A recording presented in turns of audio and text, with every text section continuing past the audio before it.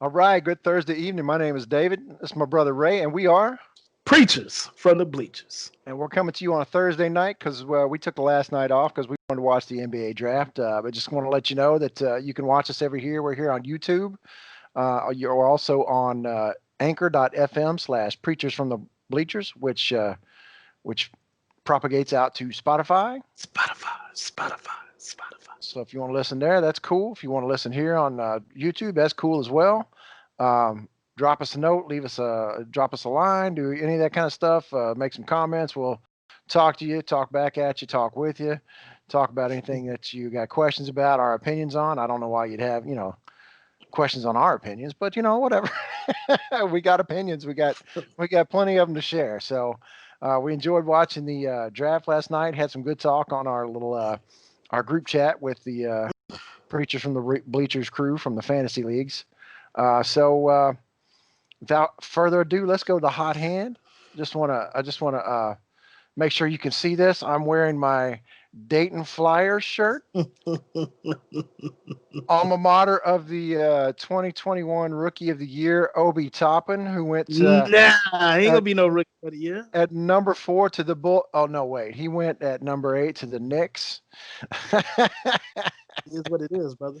It I'm is not. what it I'm not. is. I'm not a hater. So I mean, he's jumped right in there. I told you based on what the new GM is from Denver. I told you I was gonna trust, and whatever he did, based on that, I mean, he helped build Denver. Denver looks good. So Yeah. I'm a. They convinced me overnight. I done read plenty of stuff between the draft and now that say how much they're saying it's a fit for what the new organization and where they're going and currently what they have on staff. So I say we'll see. you're gonna I, trust the process. man, I don't trust them. When you say trust the process, I think Embiid, I think 76ers, and I think they still ain't figured it out. Although they did do some good things last night. It ain't trust the process no more. Doc Rivers is there. It's Oh you know yeah. trust. You know what I mean. Do what the doc say now. That's what it is. So just to let you know, I was poking around today because I was trying to read up on everything that I couldn't get to last night. But all the draft grades and all the pundits, all the idiots gotta they got to do their draft grades for this team and all the teams and all Yeah. that kind of stuff. So this is just the one I looked at, USA Today, which I've always liked USA Today. It's where I used to get all my stats from back in the day when I was doing all the stats for fantasy basketball myself. But they gave the Bulls a D and had them at number 28 out of 30. So, but I don't know. So this is like I said, this is just USA Today. This is not your Chicago folks. So you say they convinced you uh, that they did some good stuff. So we'll see. Um, That I mean, I mean, I drafts. It's amazing how people can judge a draft. I'm not gonna say I liked it or loved it or hate it. right, We'll see. But right. that's It's every draft. one day. It's every draft. Yeah. Now, the reason what makes me lean more to I'm okay with it as opposed to throwing out my fandom, which I wanted to do when they called out that name. In fact, I did Yes, throw you away did. my fandom. I You threw it said away. that. I heard you. But it ain't next year's draft. So if this is the year that you gonna gamble, I'm cool with it. Next year you don't gamble. There's five, six, maybe eight dudes that can change your franchise if they continue on to develop. Three of them is on in the G League team, on the new G League team, Oh yeah, I can't and wait to then watch and that. then there's like four or five other cats coming in college that'll be freshmen. Mm, And then of course, there's one also on Florida State that could where the Bulls drafted Patrick Williams at. Next year is the draft. So yeah, if they gamble this year, I think I'm gonna be okay with it. I think outside of the top 4 or 5 picks, like almost everybody was a gamble. I mean, I think Everybody gamble. I think Obi Toppin probably should have gone higher. I don't know how he dropped to number 8, I but I do. how? Tell me. Drop some knowledge on me. First of all, this is wrong in every way since your age plays against you. You can't be 23. That's crazy, man. It's stupid.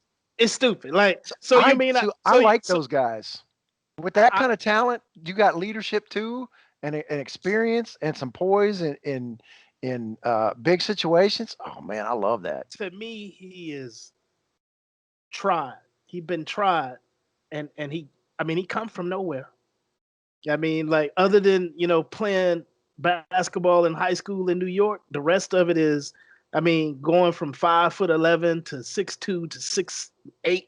I mean, having to be too short, too little, too small, and then one day, I mean, he even said it on the draft. I couldn't even dunk until my senior year of high school. So that's a lot of, you got cats out here dunking when they 12. When you can't dunk until you a senior in high school, you're clearly a late bloomer. So it is what it is. And you're working harder. And you have to work harder at it. So he already know what it takes to put in hard work. Having said all that, at 23, I mean, my Bulls picked a dude that was the second youngest in the draft. I mean, only by 4 days. The other dude that's younger than him is like 4 or 5 days. Yeah. But people gamble on upside. That's what the draft is. We're drafting potential as opposed to we already know what Obi Toppin is. What you see is what you get. I don't think he's gonna get much better. He might be able to develop a little bit better jumper, but it is what it is. But he can contribute now, like right now. Correct. He's not somebody you're waiting on 2 or 3 years, and you wait on Correct. 2 or 3 years, and they have one big year, and all of a sudden they want a max contract. Correct. So you get 3 or 4 years of good production out of a cat before he's wanting that max contract. So I man, mean, I love those senior types that go 4 years, and you got some leadership skills, you got poise, you got polish, you've learned a lot of stuff about basketball, and you're not just a one and done 19-year-old kid. you're not just an athlete. Yeah, surviving on your athletic ability. Absolutely, That's some basketball. You're not just right. athletic. Yes, So I love those guys, we'll man. see, man. There's a few people I thought did really well. Um, Boston. I mean, Boston been stockpiling picks for a minute. Oh, no kidding. They got the best two shooters in the draft. They ain't. Yeah, I almost the Aaron Nesmith. Yeah, he's a really good shooter. He can stroke it. Like, I mean, He's been stroking to the west, I'm talking about stroking to the east. Ray Allen ish. I mean, I know he's taller and everything, but I'm just saying. I mean, the dude can stroke it, and then they got the dude from TCU, Desmond Bain. They can stroke it. That's what they do: is shoot the ball, shoot it deep. It might not be my biggest way of playing basketball, but that's what they're doing in the NBA right now. They got the best two dudes in the draft that could do that. Then they got Peyton Pritchard, very solid point guard. He might not play. He might be in the G League, but I mean, Yeah, he probably will be. to come out of that draft with two shooters, and in my opinion, one of them got to start. I would probably start Nesmith. I'm not sure who I would take out of the starting lineup, but them two dudes should play significant minutes for Boston, Yeah. right? With that being it, with them both playing significant minutes, that mean I can't have two rookies coming off my bench. So Well, I think Gordon Hayward's going to get traded anyway. So I think he's going to. I know you're saying that's a tough contract to trade, but I think it's going to happen. Well, no, I don't believe in that. I mean, Chris Paul been traded twice, bro. Yeah, With right. 40-something million dollars and being 36, 37 years old. Ain't no such thing as it's a hard. It might be hard, but it's tradable. Yeah. I guess maybe you have to be the Sam Presti in order to trade a big contract. I also heard that Hayward might not even opt in. He may be on his way to New York. He may just decline his 34 million, which is ridiculous. I'm not declining. Trade me. I ain't declining nothing. Yeah, absolutely. No kidding. But I think he has. I think the rumor is he going to New York, and it might be for 34 million or somewhere close to it.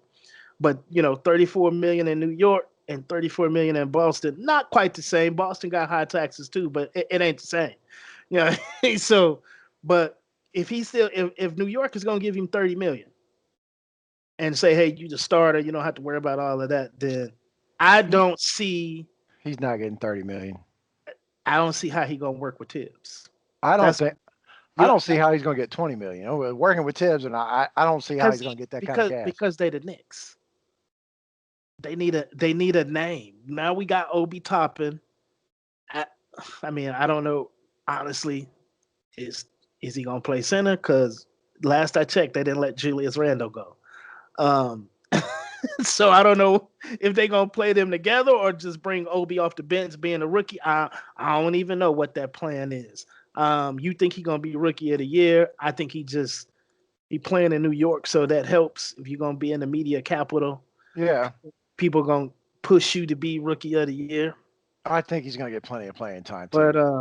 But I mean, they clearing the decks for him. Other than Yeah. Randall, I mean, they dropped Portis today. That's another guy that could have took minutes from They him. cleaned house. They got $40 million to spare. They want to give it to Gordon Hayward, apparently. Like So I guess they wanted to get rid of everybody. I like Elfrid Payton. They dropped Elfrid Payton.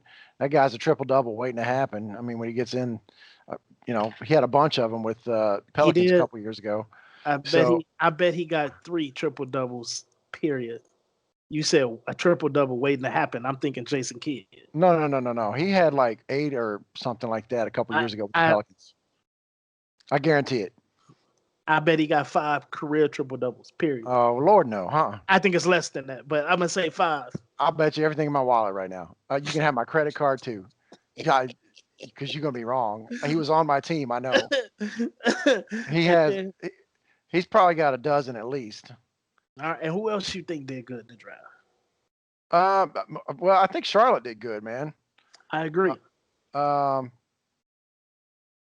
man, I like it. They picked up LaMelo at number 3. So kid needs to learn to shoot a little more, but I mean, he's a kind of guy that makes people around you better, you know, from what everybody says. I mean, I haven't seen him play. You probably haven't seen him. We've seen some highlights and that's it. But you know, that's the buzz about him, as everybody says, you know, he's one of those guys that makes everybody better, and he's a name, so that's good for them too. So they need some attention. Well, who else? They got another. They got Vernon Carey, man. They got your Vernon boy. Carey. That's right. I mean? Like you name the Charlotte center right now. I would say Kaminsky, but they traded him to somebody. I know who it is. I know who it is. I can't even think of who it is. I'm gonna tell you who it is. It's Vernon Casey. Oh, Carey. That's what the starting center is right now. I thought you meant before the draft. It's Cody Zeller, bro. There's Zeller. There you go. But it ain't gonna be no more. I mean, like, you put this dude in at 5 instantly. He a big athlete. He a big boy. Could have probably played left tackle if he maybe wasn't 6'10". But he's a big dude. But I think that ball is what makes this work. Anybody that can pass the ball, I mean, Trae Young, Luka Doncic, your team gonna look a little better. I didn't say they was gonna make the playoff. I ain't say they, but they will at least be entertaining, which is something I can't really say for Charlotte here in the recent past. I think the last time Charlotte was truly entertaining was Grandmama back in the Larry Johnson days. Yeah, they're actually somebody I'd want to see watch a game. Somebody I want to watch now. Yeah. They picked up PJ last year from Kentucky. You put him at 4, Casey at 5. I keep saying Casey. Put Vernon Carey at 5, and LaMelo at 1, and the guy that should have been most improved player at 2. Let them do their thing. Graham, you know what I'm talking about? Put Graham at 2 because I know Graham played point guard too, but I would play them both. You probably need the ball handling because Casey and PJ, the 2 other people, probably not that adept at handling the ball. So I would play both of them out there, especially in today's game where you might have 3 small forwards and 1 point guard. People are now just putting their best 5 on the floor. That's your best 4. I don't know who the 5th guy gonna be. I don't know. They need to sign somebody. But I think free agency starts tomorrow. We'll see what that looks like. I think they did well, man. And then the other one I like, I liked a few more. I liked Cole Anthony going to Orlando just because they need somebody that's truly gonna be, you know, put some seats and tickets. Because as you always say, they can't. The franchise ain't worth nothing. I think the value went up a little bit more with somebody who can actually play.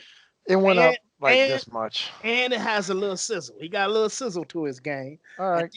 I did like RJ Hampton to the Bucks. They were trying to get Chris Paul.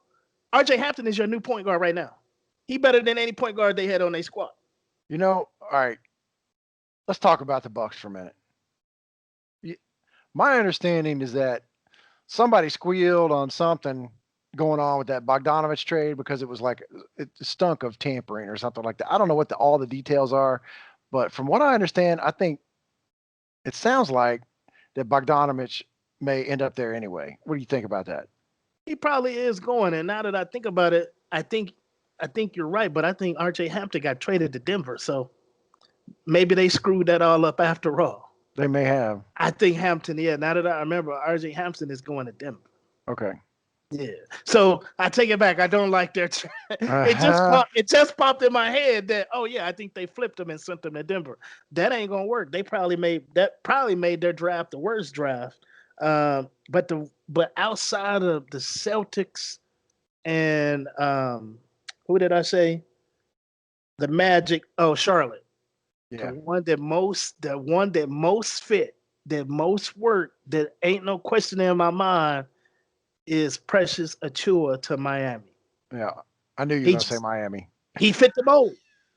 He fit the mold. They could have went Tyrese Maxey or Precious right there, and it would have been right in the Miami mold of just tough dudes who play hard.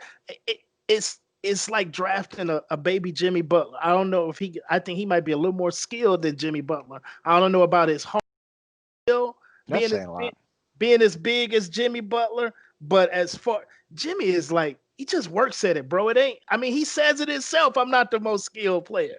He played with this first. I mean, but Precious is in the mode of a Miami Heat kind of type player. Like the thing with Miami, it's the whole organization because everybody talks about this. It starts at the top. Well, Pat Riley is at the top. And then it rolls downhill. And everybody in the organization is I'm probably sure they got probably the toughest secretaries in all of NBA. Like it's just Precious fits. You better not mess with our towel boy. You better not. Yeah, he fits with what they doing, man. I see him being, right there like Kendrick Nunn was last year, just making an immediate impact. From the jump, you know that Riley is going to is going to draft somebody that fits his team mentality. I mean, he's not going to draft somebody that doesn't have that toughness in him. So, I mean, and Precious, he dropped a bit, man. I expected him to go before that. So they said, what I'm looking at again, USA Today, a top 10 talent and dropped to number 20. So they got him at 20. I mean, that's just value right there. Some people try to draft specifically for what they need, and I'm not mad at them. I was disappointed in the Mavericks for that. I love what's wrong with Josh Green? There was better talent. I can't tell you right now who it was, but there was some better talent available at the time. He just sort of fit what they wanted to do. So 3-and-D. Yeah. 3-and-D. And don't get me wrong, Dallas, I mean, they had the most efficient offense in the NBA last season, historically the best. But they need some D. Don't get me wrong. I agree with that. We do. Well, that's why they traded Seth Curry for Josh Richardson. That's exactly right. Because I love Seth Curry, but Josh Richardson is much better defensively. And he don't shoot the three like Steph Curry. Nobody shot. Let's make this clear. Nobody shot the three better than Seth Curry last year. Yeah. So Josh Richardson fell off a little bit in Philadelphia, but if you're getting the Miami Josh Richardson, which I think you are, you're gonna be excited. You're gonna be happy. I'm not gonna be disappointed. Don't get me wrong. It's not like, a couple years ago when they took Jalen Brunson and I wanted, Gary Trent Jr. So I was disappointed then, but I'm still sort of happy with Jalen Brunson Jr. He's a good player, not a junior. Jalen Brunson. He's a good player. I like him. He fills the spot that your boy. Don't worry, he won't get it. Don't worry, he won't get a second contract with the Mavs. He'll get a second contract, but it won't be with the Mavs. That's all right. I mean, I like Jalen Brunson. He filled his role. He did all right. he just play a little coach on the floor kind of role. But Josh Green is better. He Yeah. bigger and he better. Yeah, well, just at that time, I thought Gary Trent Jr. would end up being better, and I think he's still going to end up being better. But yeah, I'm not disappointed with the Mavs draft. USA Today here gives them a B minus, and I can agree with that. But I just I can't think of who I was thinking at the time. I wish they would have taken, but I'm all right with their draft. So we'll see how that works out. I mean, the Mavs are pretty damn good already anyway. I do like Josh Richardson. He's one of those guys that Pat Riley had that had that toughness, that mental toughness. So he was in Miami before he was in Philly. So he's one of those guys. So I'm happy to have the guy. And I know Seth was a defensive liability at times. He was getting better and a fan favorite. But I mean, it is what it is. Like you got to make these little moves when you're a team and possible contention, but your team is kind of your roster is what it is. Like you don't. Sometimes it's hard to make this movement when you have this salary and that salary, and some of these teams trying to not pay the luxury tax or whatever it is. Mm-hmm. So you make these small minor moves, but generally you don't make small minor moves that I think will eventually pay bigger dividends. Usually it's very minimal. This ain't a minimal move for the Mavericks. I mean, they can D up with Josh Green and Josh Richardson playing defense for you. Again, we just said the same thing about LaMelo Ball. It don't matter. Luka's gonna make you look better offensively. So you can put 4 dudes out there that can't score. When Luka's doing their thing and you get an easy layup, so you might as well you can load up all the defenders you want. You only as long as Luka on the floor, they're an offensive threat. Yeah, I agree with that. So I mean, you don't have to be one of the best 3-point shooters in the league. I mean, every 3-point shot you get is going to be almost wide open with Luka there because they're going to NBA wide open. They're going to collapse. Well, NBA wide open. They're going to collapse in the lane on Luka because he gets to the hole so much too. So and the only way they don't is if they have a Josh Richardson on their team. Then they could be, you know what I mean? But if this is where Porzingis comes in, I know you hate it. Porzingis got to be Porzingis. I'll be out for injury for a little while, but he has to be an offensive threat because, in my opinion, fourth quarter you put both Green and Richardson on the floor, Luka, Porzingis, and I don't give a damn who the fifth man is. Well, so you can lock people down and still be able to score. So that's what I was hoping that we would find some way to ferret out of this draft was somebody who can get in the middle and get 10, 12 rebounds a game and a block shot or two. Well, but a couple of them though. I know. But I mean, we could use all the rebounding help we can get because we were not a great rebounding team. That's why, as much as I don't like DeAndre Jordan for his messing around with the Mavericks before, I think he was a great fit here and he made a huge difference doing what he did, just getting those rebounds in the middle and blocking up that lane a little bit. So you can team rebound. I mean, that's about, I mean, I don't see why they can't with their current roster, why they can't rebound as a team, rebound your position. Well, so, I mean, it ain't like Shaq don't play in the league no more. So it ain't like it's not a lot of 7 foot, 265, 75 pound guys. I mean, if you look at what Utah did yesterday, they pretty much finna get rid of Gobert. They took his replacement in the draft. Why would you take another guy 7 foot, 270, 260? You know what I mean, whatever he was. Yeah. Out of all the things that you could have drafted, you pretty much just saying, Rudy, we don't love you no more because of the corona thing. Your ass got to go. Yeah. Like he out of there, Dan. He be playing for New York. I can see that. I would like if we traded for Andre Drummond. Why wouldn't you just trade for Gobert? Since they finna get rid of him. I like Drummond better. Okay. I mean, and it sounds like you talking fantasy, but overall, Gobert is a better player. Well, I mean, how many defensive players a year has he got, and how many And how many Drummond got? I'm talking about rebounding. I think Drummond's a better rebounder than Gobert.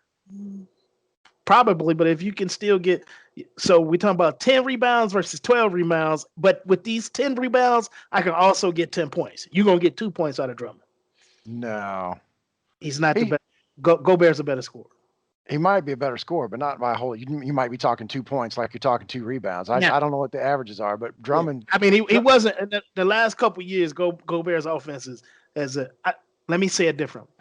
He's a better offensive player, and with Luka Doncic, he could be really good. I don't know. Drummond's still gonna be catching lobs.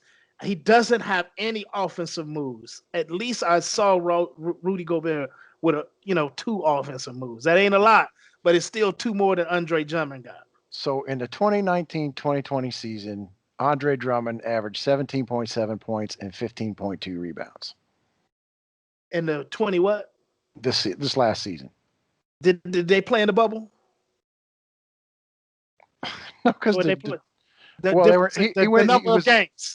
number of games. He played 57 total. Okay. So I guess you'll be right then, because Rudy didn't score 17 points. Yeah, Andre scores, man. I mean, he's not going to get to 25 a game. He's not going to average 25 a game, but he's going to, get 17 points a game. I'm flashing. My mind is flashing on every Andre Drummond gamer. I don't see how the hell he ever got 17 points. Yep.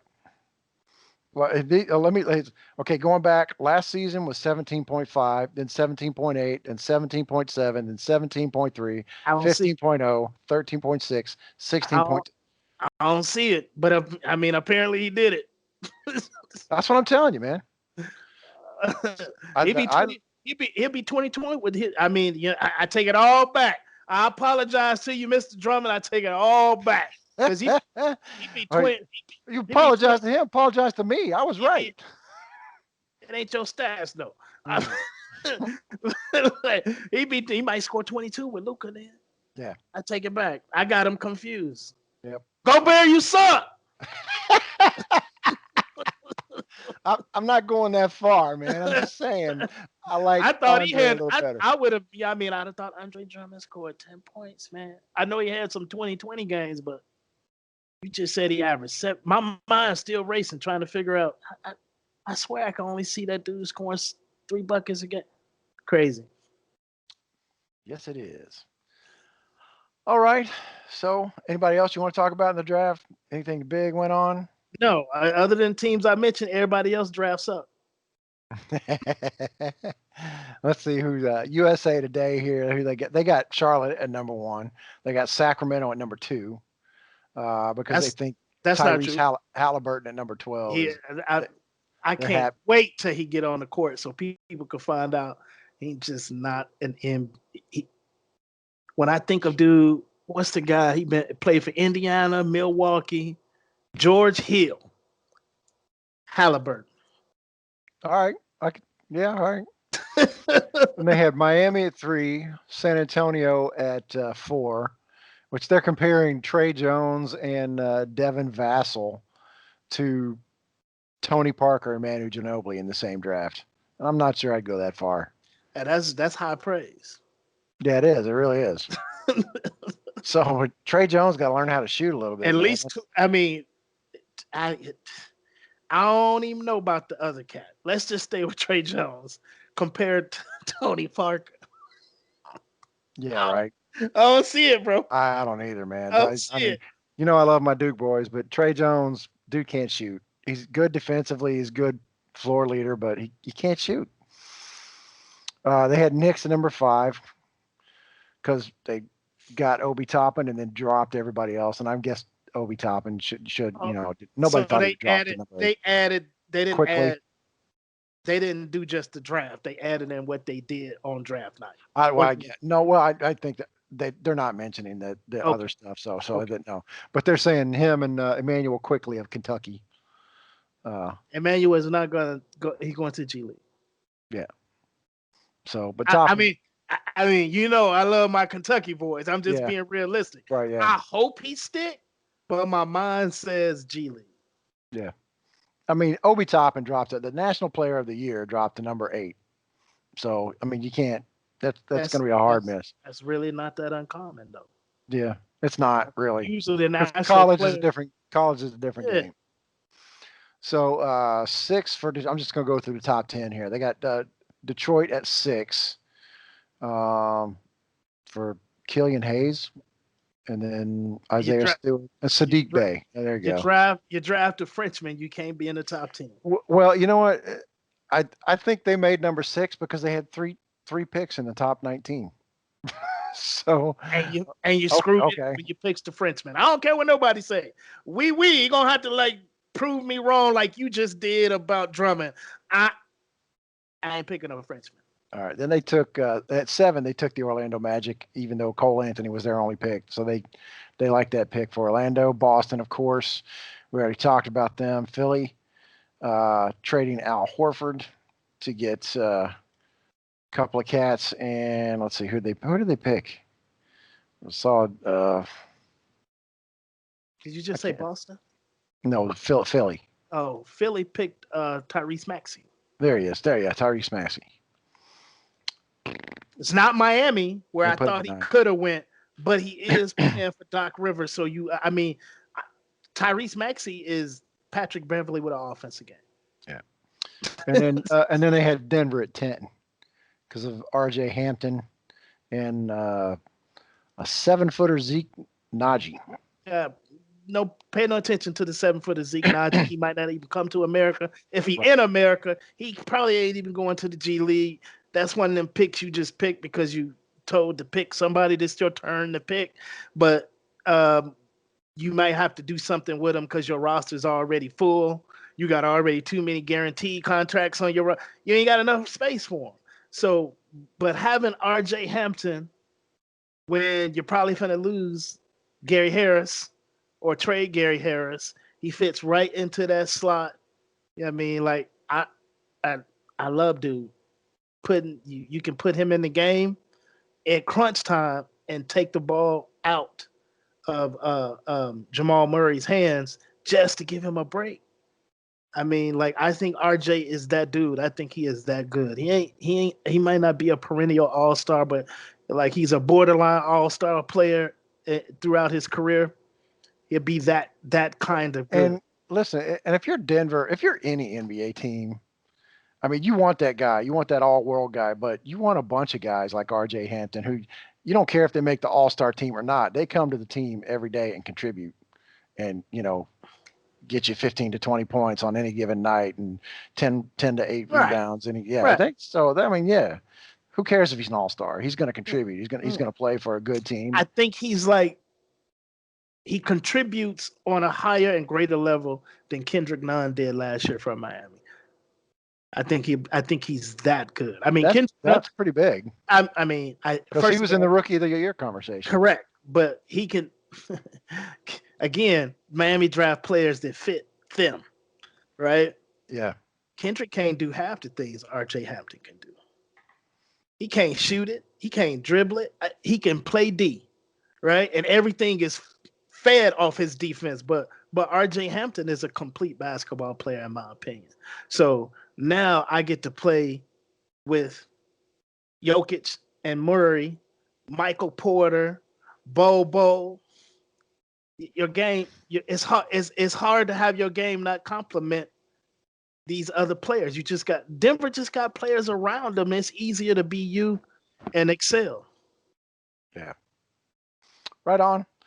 So I think that's all I got on the NBA draft, but I enjoyed watching it last night and talking about it on the app with everybody. And I did. Well, some people just weird. Oh well. It's each their own. Whatever. I enjoyed the conversation, whether I agree with everybody or not. But I ain't gotta agree with you. It's just weird.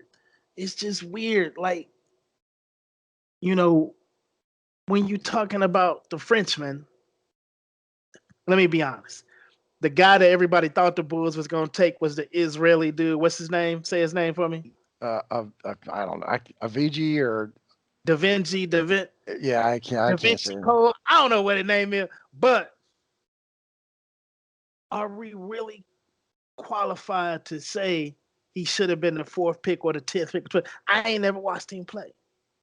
right? No, but NBA scouts have. I mean, so They've been wrong before. that's true. Like, Well, they're like wrong every year. they're wrong a lot every Yeah, year. I That's mean, why, they like, if you get 20% right, you're making the big bucks, dude. I mean, yeah, that's yeah, they wrong a lot. And then all of this, you could be. That's why I like R.J. Hampton where he at. That's why I like Precious Achua where he at. You can see how they games can fit. First of all, R.J. Hampton game would have fit on any team. But more importantly, dropping ain't always a bad thing because you get to go play for somebody that's already established, yeah. right? They already know what they doing. They usually got a good coach. Usually got, you know what I mean? Like that's a, that helps your game. Yeah. Like I See, but I would rather be R.J. Hampton than LaMelo Ball today because we giving you the less rock, pressure. LaMelo. But let me only because you come in, they want you to be the savior. Yeah, it's better to be the savior in Orlando or Charlotte than it is try to be the savior in LA, Chicago, or New York. Like as much as we like LaMelo, it's Yeah. still he still ain't gonna have the media they're gonna love him. That when he make a mistake, they're gonna cover it up for him. Well, you know what? But I don't think it would bother Lamelo anyway because he loves the attention, whether or not it's good or bad or what. And I think he can roll with that. He's the kind of cat that's been in the spotlight since he was what 14, but especially because of his dad and his brothers Nine. and 9, Nine. whatever. So yeah, you're right. So I don't think it's going to bother him anyway. But But he don't have to worry about it now. You saying that it ain't gonna bother him? I'm just saying you're right. when you like it's like when we was talking about being in Oklahoma City. When Kevin Durant was in Oklahoma City, they covered. It's something they didn't like or whatever it is. They just told you Kevin is great. Kevin is great. Kevin is great. Kevin, you're in Brooklyn now. Yeah. Oh my We God. ain't nobody gonna tell you it's great. No. When you don't score 20, When you they mess gon' up. they gonna holler at you. He couldn't even handle it in Golden State out there in Oakland. Oh, who team is it? Who team? Don't even like if you when you great, you shouldn't even that shouldn't even be a concern. I'd be like, it's our team. That's the end of it. He had to, go make burner accounts and all of that. But when you're in Charlotte, it's like being in Oklahoma City. We want you here. The media. I heard a guy from Oklahoma City say this after Kevin Durant left. He said, "Listen, we're not L.A., Chicago, or New York. This brings attention to the city. People actually know we're here on the map. We are part of America. It's just good for the city to have a household name playing where you live." He Yeah. was like, he said, I might not even get this little gig every now and again where I get to talk on ESPN. I get this because I report in Oklahoma City and they needed a contact there because why? Because Kevin Durant is here. Because Russell Westbrook is here.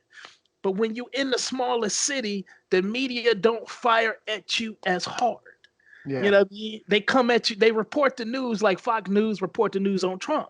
They're gonna be real soft-handed with you. You know what I mean? Yeah. You know what I mean? So I mean, if you gotta be a savior, you want to be a savior in a small market.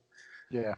But it's still tougher than being RJ Hampton today because Jamal Murray is still a star. Jokic is still a star. Yeah. I tell you what, I feel bad for KD this year being in Brooklyn. New York media is brutal.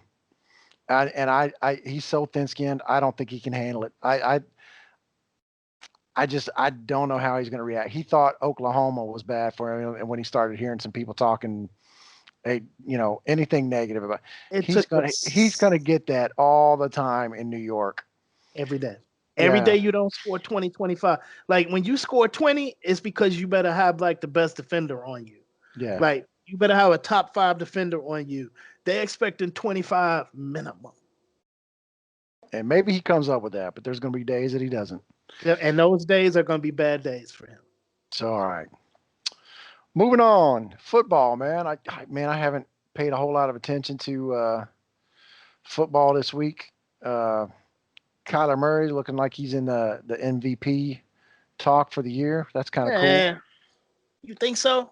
I don't know if he is or not. I just think when you he's in the conversation. I don't even really think he's in the conversation. I think that he threw a spectacular pass made by a spectacular catch, and we're a prisoner of the moment.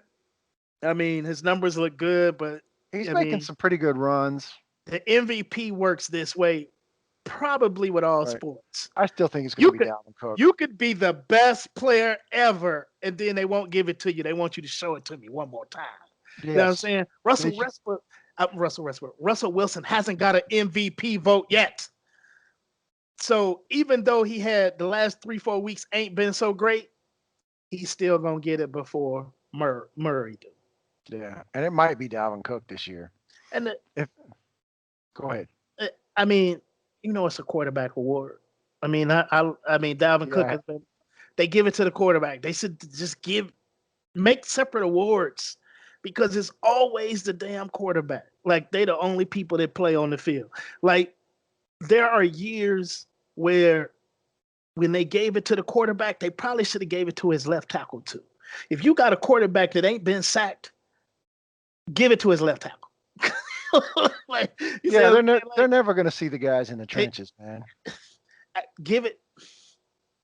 Maybe not Mahomes left tackle, but if you Troy Aikman and you had won an MVP, if you won them drop back statue kind of dudes, Peyton Manning, you won an MVP, you probably should give it to the left tackle too. You know what I mean? Like when Lamar won last year, right? A lot of that Lamar did scrambling, running out the pocket, you know what I mean, doing his thing. Okay, your left tackle don't get it. Yeah. Because you're making a lot of that with your own legs. You make a lot of plays without your left tackle. Mahomes make a few plays without his left tackle. But if you, Matt Ryan, won an MVP that year, give it to your left tackle. He definitely does. So, all right. So DeAndre Hopkins and Bobby Wagner are going to become their own agents, so they don't have to pay somebody to negotiate. They already did. Yeah, their last contracts they did. Yeah. Okay, I'm just reading straight off of a website right now. So they already did that. Again, I've been working a lot and haven't had time to prepare. And Bobby Wagner's case, he specifically said that it was something he was always going to eventually do because when he was in the rookie symposium, he just heard nightmare stories about things that agents did. Maybe they didn't quite know what they're doing. Hopkins agreed with him, saying for Hopkins, it wasn't about a money thing about not giving the agent the money. Yeah. He just says it was just something that he wanted to control, basically because he really wanted that deal in Houston and he couldn't get. So all that being said, they both said it's a lot of work. It's not nearly as easy. And the biggest reason you need an agent, he said, is because you got to be an adult when you walk in that room. Because one of the things that they tell you, or one of the things they're going to tell you, is all the reasons why we're not giving you the money that you're asking for. And that's hard because usually when you have your agent, he's your go-between. He's going to just come back. He's not going to tell you all the negative stuff. He's just going to tell you, well, they thinking this. But they're not going to say, hey, you dropped too many passes last year or you missed 16 tackles last year. They just sweeten it for you and soften the blow. He says, so even it was in Hopkins' case when he was sitting down with the GM. And then imagine this. He had just got there. He had just got there when he negotiated his deal. And the GM told him to his face, hey, this is how it works when you do your own deal. He was basically trying to say, hey, man, don't be upset with me when I'm doing my job because I'm finna tell you why you can't get the greatest deal for a wide receiver ever. Like, I'm going to tell you that this route you run ain't that good or, you take plays, whatever it is. But he explained it to him before they even started negotiations. I think he did that because, hey, man, we just got you. We want to keep you. Yeah. But I don't think I think that's awesome. Maybe that might help DeAndre Hopkins too. Like that he actually gets to hear that stuff and say, okay, well maybe I can run that route better. Maybe I can do better at this. Maybe I can do better at that. So I think that's kind of cool. I mean, I don't know how honest coaches are with their players about that. They're probably yelling at them, do this better, and you blah, blah, blah, whatever. You suck kind of stuff. But hearing that from a front office guy might mean more because he's like, hey, this is why we don't want to give you that money. Yeah, I think Instead, Mike Tomlin is the only coach that probably tell players the flat out truth to their face. Him and what's the coach down in Tampa? Arians. They're probably the only two people that say it to your face directly, and don't sugarcoat it. You know what I mean? Like, but I can understand as a coach. Hey man, I got DeAndre Hopkins. When he do what he do so well, don't you kind of gotta them 2 or 3 things he don't do well? You just I mean, like, I can see where a coach would be like, but when it's time to throw a Hail Murray, he gonna be down there. He gonna reach up and he gonna grab certain stuff. You gonna let slide. It's always a different rule for a star player as it is for a role player. So, and the star players know it. If you have the star player that still treats himself and endures it, and looks at himself like he just one of the guys, then it's a beautiful thing. But they don't have to. And as a coach, you're gonna treat a star player. John Wooden himself said, I don't treat all my players the same way. He said, because I don't ask them all to do the same things. Well, everybody's different, man. I don't think you can treat everybody the same way. So yeah, I agree with that. But I think, do they do like performance reviews, like a yearly? Like if you got a job, I know you like get an exit. well, that's an interview. Like that's an exit interview. But, yeah, I mean, that's what they tell you. I mean, what else they gonna tell you in the exit? I'm assuming that on your exit interview, but I see what you're saying. Your performance review comes at contract time. That's right. when you get it. They're not telling you, but they Yeah. do grade you every week if that's what you're talking about. I So don't know. when they I mean, watch the film, they give you a grade and say, hey, you missed this block right there. Boom, boom, boom. Like you didn't, you should have caught that pass. They give you a performance review every week. yeah, I think that's a little different. Not different. I mean, they're telling you every week, but you're not when you actually have that conversation, like with the guy you were negotiating with earlier, and you tie that performance directly to money. I think it is more poignant in your mind. It's more They do have performance incentives, some of them, well not every. performance incentives, but yeah. Anyway, I mean, I can see that. It's like, hey, look, you're going to get more money if you do this. You're going to get more money if you do that. I don't know how many conversations that coaches or agents or uh, any of those guys have with these players. I'm gonna say that your agent is probably telling you every step of the way. Like they generally tell you probably when you get close to it. And it depends on you as an individual. You might just want to go play the game and not worry about the money. The contract is what it is. I'm just going to go play, have fun, do my damn job. Some people want to know, hey, am I 60 tackles away from that $1 million or not? You know what I mean? Some people, it depends on you as an individual, what you want to know. Do you want to know how close you are, or do you just want to go play the game? Because some people, as you say, we're all different. I would want to know. I want to know exactly how close I am. You probably would just go play the game, and if I hit the incentive, it's great. I would, but I mean, you hit that nail on the head. I definitely would want to go play and but I would also, want that frank conversation that says, look, man, you can put yourself in another strata of performance and another level of player if you do this a little bit better, or if you do that a little bit better, if you concentrate a little bit more on this, and that's going to get you a lot more money. I mean, that's the kind of stuff I'm worried about. Not like, hey, did I get enough tackles to hit this Correct. bonus? Correct. I see what you're saying, but Yeah. I think that comes from your position coach. Okay. Fair enough. I mean, based on Hard Knocks. I mean, because you hear people say, like, even I can't think of the program I was watching, and the guy was saying it was a college show, and he was saying, "Do you want to make it to the pros or no?" Like, because this is what pros do. And he just happened been a buster on a Super Bowl team. He said, "That's how I got this Super Bowl ring."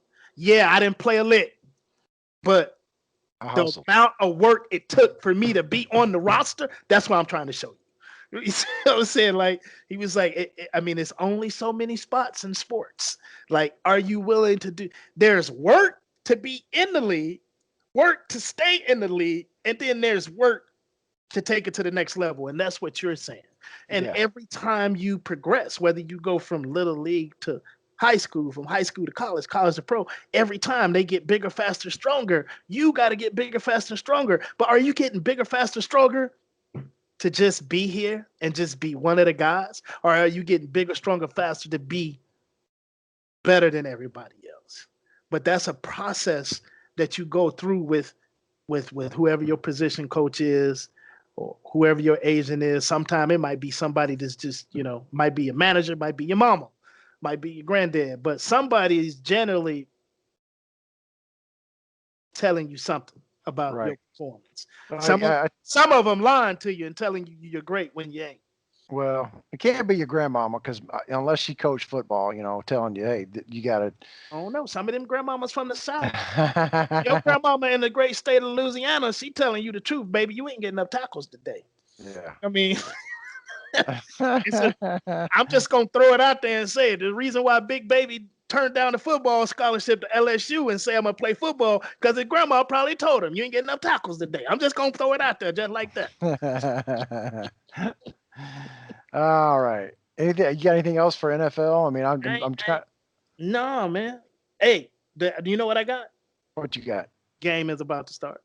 Yep. Game is about to start. Big game too. Big? Is it that big? Arizona versus Seahawks. We playing for first place, man. 6-3, 6-3. Yeah, you're right.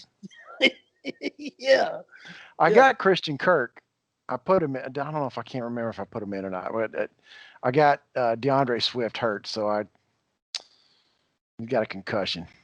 But I don't think I put him in. But I was looking at the games this week, and I don't really see any big games. This is probably the biggest game of the week. Probably the biggest game of the week. But yeah. So as I was saying, it's be a big. I mean, tonight is definitely the biggest game on the schedule. But I'm sure somebody gonna show out that we wasn't expecting, and you get a good game that you wasn't expecting, and it'll be the big game of the week. Well, we got Chiefs Raiders on Sunday night, so that's the second biggest game of the week. 8-1 against 6-3. So it's not even gonna be a game. I will see, man. Chiefs by 14. All right. Let me tell you why. Tell me why. Hit me with it. So they came to Kansas City. Raiders did, won the game, and did a little victory lap around the stadium. Oh, yeah. And so I guess now that's worth a victory lap, man. You beat the Chiefs at home. Andy Reid said they the winners. They could do whatever they want to. But he said it in a way that made you go, I'm going to show you, though. You know what I mean? Like, he didn't say it he just was very matter of fact. You know what I mean? And to me, I'm looking at 12 points minimum. They finna get their booty whooped. So what you're saying is take any Chiefs in. Don't matter what the over under is. Take them. Take the Chiefs. Right on. Don't matter. If they say the over is 50 points, take it. All right. What you want to get off and watch this game then? Let's do it. All right, man. So I ain't got nothing for you, suck anyway. Any of that kind of stuff. You got anything you want? I do got something for you, suck. I want to shout out to all your crying new NBA players. Stop crying on national TV. Men don't cry on TV. We do cry, but we cry at home, in your bedroom, on your pillow. Let your pillow soak up all in the shower. And as soon as you stop crying, you put that dang on pillowcase in the dryer. Don't cry on TV, man. Don't cry. Because if I'm the GM and I catch you crying, as a matter of fact, I'm gonna tell you, hey, bro, if I pick you, don't cry. Because if you do, I gotta trade you. I'm gonna trade you right there and there. I don't give a. You could be Michael Jordan. If you cry on TV, I got to trade you. Right. You could be my man Kobe. If you cry on draft day, I got to trade. I promise you, Michael Jordan and Kobe didn't cry on draft day. Soft mother. Michael Jordan cried when he got that trophy. What did it? That was different. You always Oh, oh, oh, There's an oh, exception to oh. every rule, Dave. There are emotional times in There, people's lives. that ain't the day that I come into some money playing the game that I love is Being- not the time to be crying. Being drafted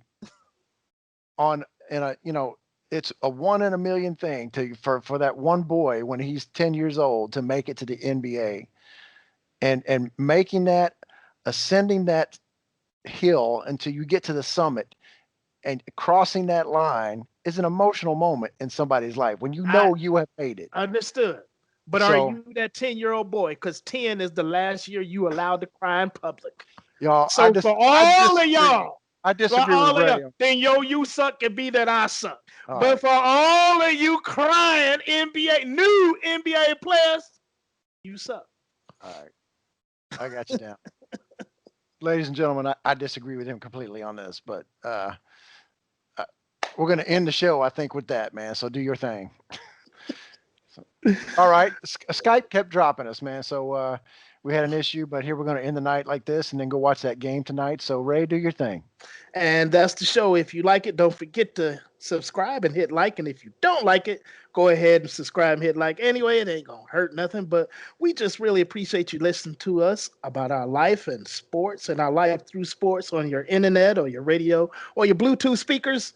We don't do it to be attention seekers. We just two brothers talking about sports, better known to you as Preachers from the Bleachers. Peace. Good night, man. I'm out. All right. Later.